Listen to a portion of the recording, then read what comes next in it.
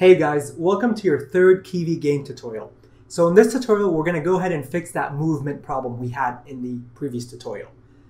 Now, the way that we're going to move the player at the same rate, irregardless of which computer it's on, is basically we're going to keep track of which keys are down, right? And then every frame, we're going to move it, and the amount that we're going to move it depends on how long since the last frame. So the longer the time that has passed since the last frame, in other words, if you're on a slower computer, then you move a greater amount every frame. So on slower computers where the frame rate is lower, you move a greater amount every frame. On faster computers where the frame rate is higher, you move less on every frame. The end result of that is that the number of pixels that you move per second is the same on both computers. Let me show you. So the first thing that we want to do is keep track of which keys are pressed at all times. We're going to keep that in a variable inside our game widget. So let's go ahead and create a set for that. We'll just call it keys pressed, and it's going to be an empty set initially. Now, when a key is down, what we want to do is, instead of all of this, what we really want to do is add it to our keys pressed set. So we're just going to add that key. And of course, this is a set, so we will never get duplicates added in it, which is good. Now, when key released, we want to remove it. So just like how we listen to the key down from the window, from the Windows keyboard object, let's listen to the key up. So we're going to duplicate this line, and we're going to bind to the keyboard objects on key up. And the callback that we're going to bind to it is a method called on key up that we will define. So we will define that method, but also when the keyboard is closed, we unbind from the on key down, but let's also unbind from the on key up.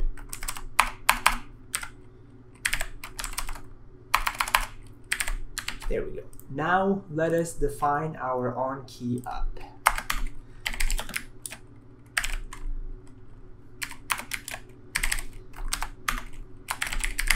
Now the on key up only gets two arguments besides self. It gets the keyboard that sent the event, just like the on key down, and it gets a key code. But remember, the second element of the key code tuple is just the text anyways. That's what it looks like to me. So here we're just gonna, when a key comes up, we're gonna remove it from the keys pressed. So if, well, first of all, let's get the text of the key code. So that will be the second element. And if that is already in our keys pressed, we will remove it.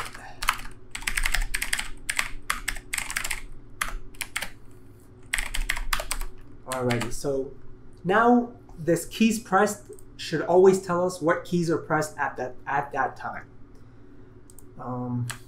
Okay, so we're going to remove it now. On key down, we don't want to do all this stuff really, but let's leave it there so I can copy and paste it later. Okay, so now what we want to do is every frame. Well, how do we do something every frame? Because we want to move a little bit every frame. The way that you do that is you use the clock object. Now you can use the clock object to schedule something to happen every frame. You can schedule it to happen every couple of seconds, or you can schedule it to happen just one time, some number of seconds in the future.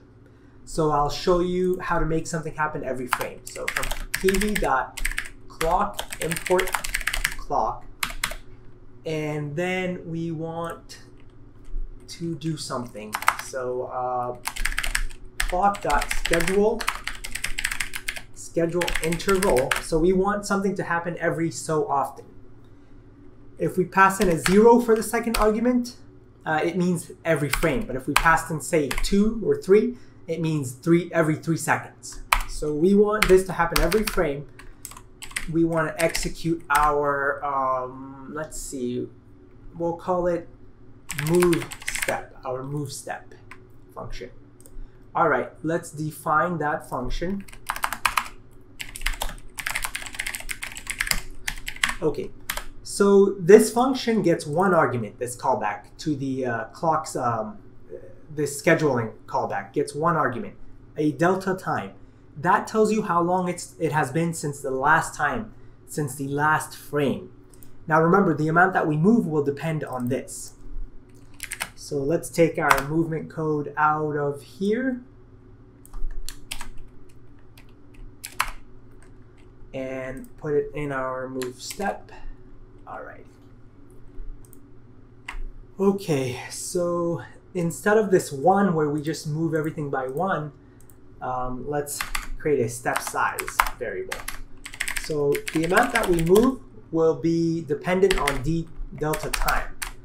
So we will go 100 times delta time. Now let's think about what this means. Let's say that the delta time is 1. So that means that it has been 1 second since the last frame.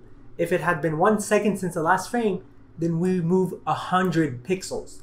So we are moving at 100 pixels per second. Now let's consider another case.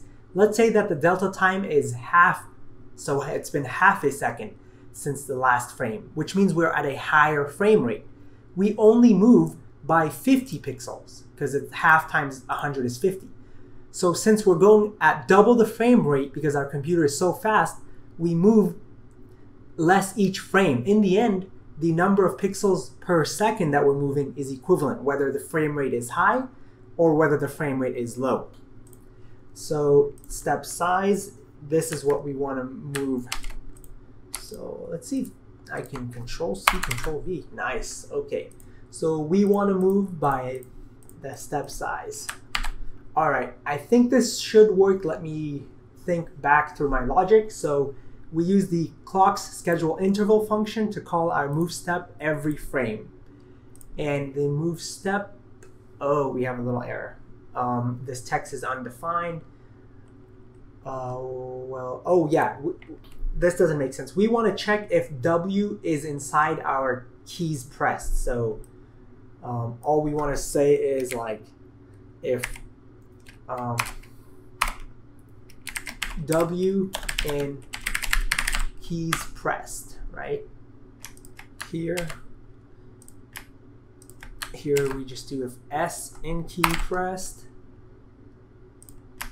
Here if A in keys pressed.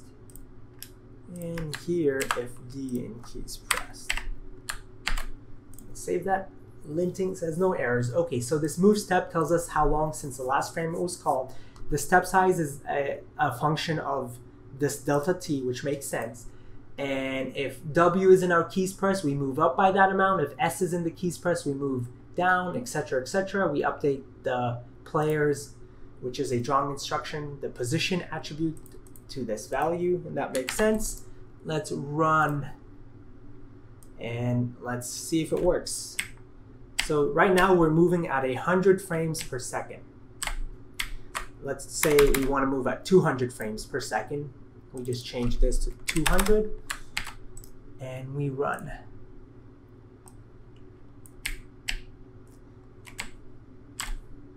And there we go.